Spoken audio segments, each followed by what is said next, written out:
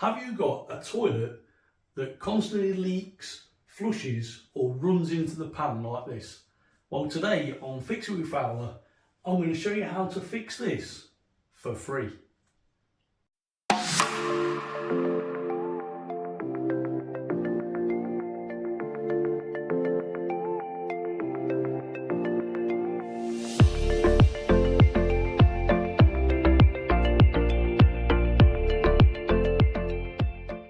So the first thing you need to check is whether you've got a dual flush push button system or whether you've got a handle, a traditional handle. So this video only works for a push button flush valve. So the first thing you need to do is to take the cistern lid off. Now to get that off, you're going to have to remove this. On this particular model, this unit just turns and that will unthread and come out. On different models, sometimes you have to press one of these buttons down, lift one up and then lift the other out, and inside is a slotted screw. You undo that and then the top will come out. So if we just undo this, take that out, that's like the plunger, and then that allows you to take the lid of the cistern off. Now once you've took this lid off, make sure you put it somewhere safe, because if that gets broken, then you're in a whole world of trouble. So this is the internals of your cistern, and what you've got on this left hand side, you've got the inlet valve, and that controls the water coming into the cistern and also the level of the water within the cistern. And in the middle here you've got the flush valve with an internal overflow, which is this bit here. Now if your water level is above this, what you'll get is water running down into the bowl. Now, as you can see, there's nothing wrong with this setup at all. So actually it's something to do with the actual flush valve. So I'm going to show you how to remove it and how to fix it.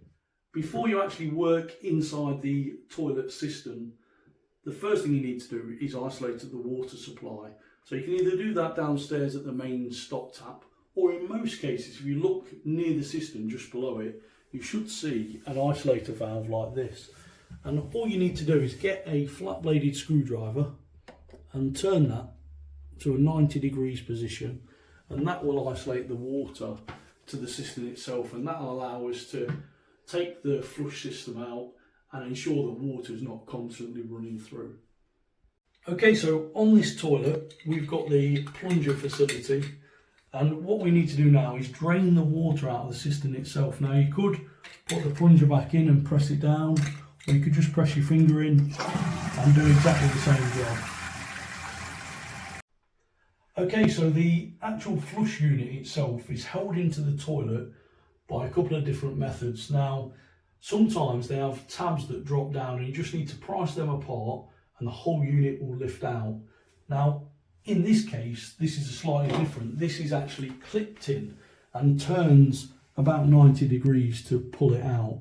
Now, at the bottom, there is some little tabs, and I'll put a picture on the screen so you should be able to see that a little bit clearer. And now there's not any water in, it's quite easy just to get in. So I should just be able to turn that, pull that bit out, and now we can have a look at the actual flush unit itself.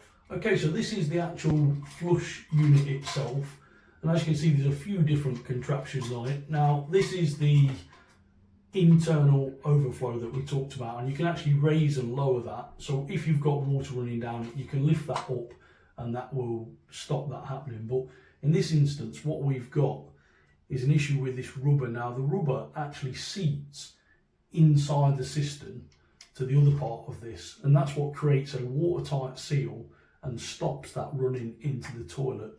So as you can see on this, we've got a large build-up of limescale.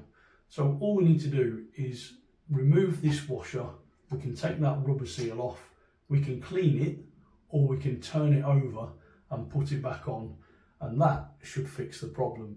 Okay, so this is like a spring washer, if you like. It's not very strong, and what we need to do is actually release that off the unit itself. So once we get that off, we can then quite easily remove this rubber.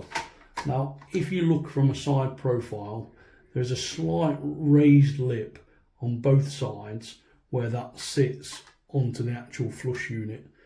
and this bit here is where the seal is. Now you can see that we've got a real bad build-up of limescale. So what we're going to do is going to clean that up and then refit it, and then that should be the problem sorted.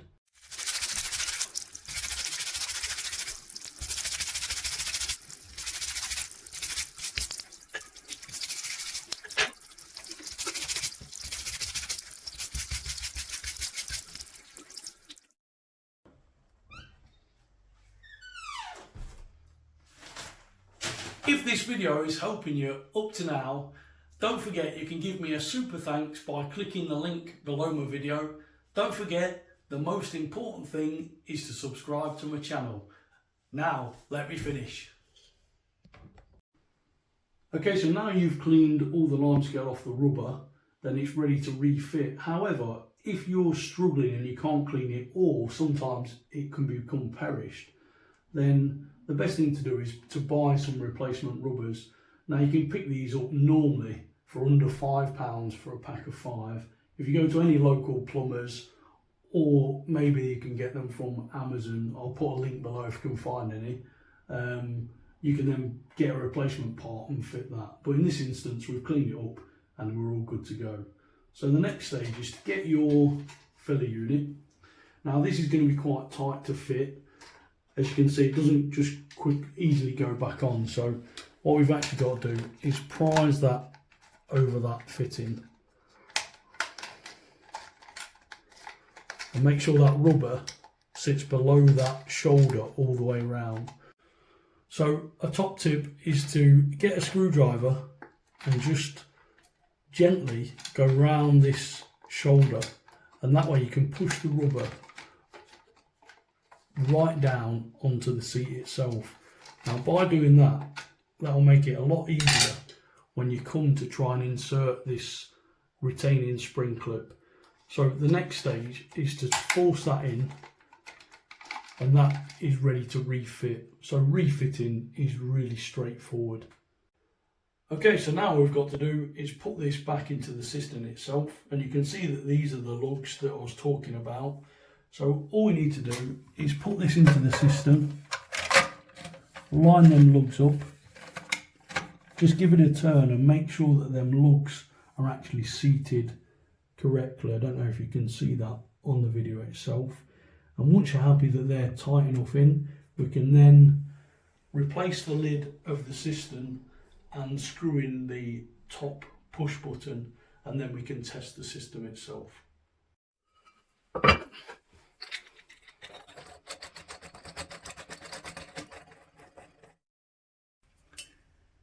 You can then turn the water back on. Okay, so that's the water supply all on. The cistern is now full, and as you can see, there is no water leaking into that bowl. And just to prove the point, I'm going to use some of this, and you can clearly see that there's no water running down there. So the next step is just to give it a flush, make sure everything's working.